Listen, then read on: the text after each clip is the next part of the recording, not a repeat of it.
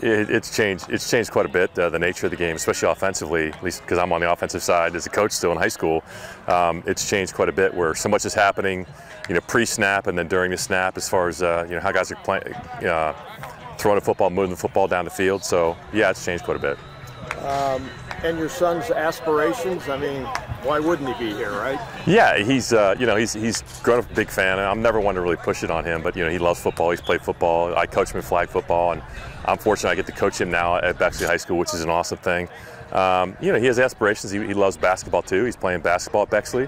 So, the next few years will be interesting to see what he wants, but it's a blessing that he likes to play quarterback, and he's pretty good at it, so we'll see what happens. It's a blessing that he has a dad who played the position.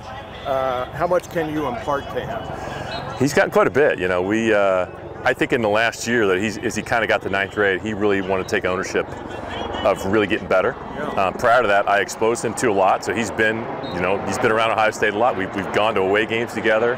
We talk football all the time, so he understands the game, and I think that's a really good thing. And now he's starting to really understand the fine-tuning of the discipline that it takes to hopefully play at the next level. A lot of kids out here, right? Yeah. I mean, it's such a grind to get their attention, is it not? It is, and I guess from my standpoint as a parent and a coach, I just keep it simple. We coming over here today, I say, hey, you go do your thing, right? And they'll see what they need to see. And obviously it's good though, because you're competing and you're starting to see, right, what the competition is like out here, and I think that's good exposure for him. Anything else you want to add?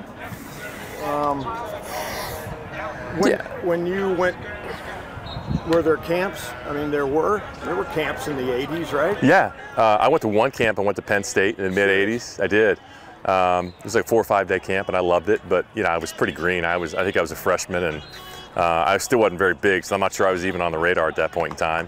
But it was a fun experience. I know that. How did you get on Ohio State's radar?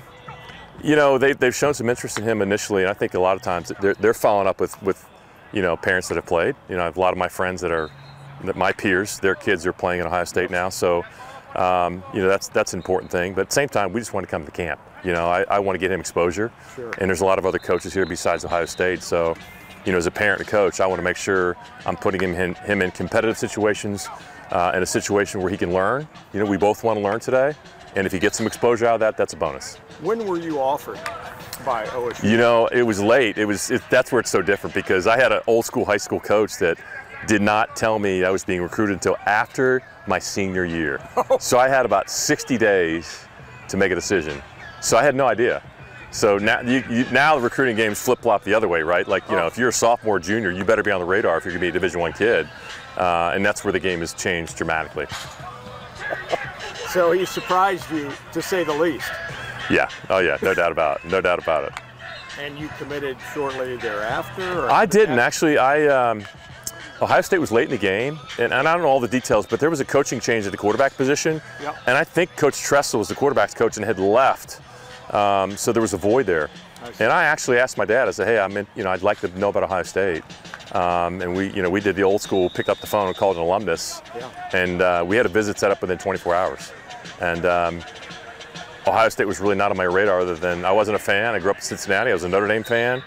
But when I met Coach Bruce, everything changed. And he sold me on him and Ohio State, and I think the rest is history.